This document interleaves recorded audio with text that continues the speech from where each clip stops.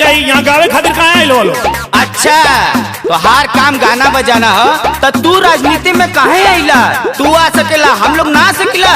चुपचाप तू अपन गावा, हम लोग अपन गावल जाई। अरे भैया आप गाँव हम इन्हें को उड़ा दे। फागुन में बुढ़वन के अलग आनंद है। अरे यार होली में तो राजनीति छोड़ा लो, होली में ये भैया राजनीति छोड़ा, प्यार के रंगवा में देशवा के जोड़ा। सब करी है जिम्मेदारी बात, देशवा से केहू न भारी बा। हिंदुस्तान जिंदाबाद, हिंदुस्तान जिंदाबाद, राहुल बाबा जिंदाबाद, जय महाराष्ट्र, हमारा देश प्रोग्राम चल बे, ममता दीदी जिंदाबाद, बाबा साहेब अमर रहे।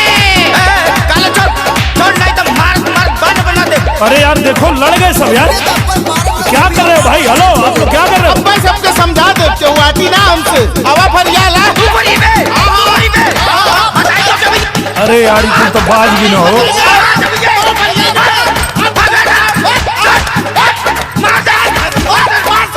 आशीष भाई जब तो के कायदे का टेरिया मिल है ना तो हमके बोले यहाँ गावे खातिर, अब हम जाते हैं। बाज भी ना कुलिया।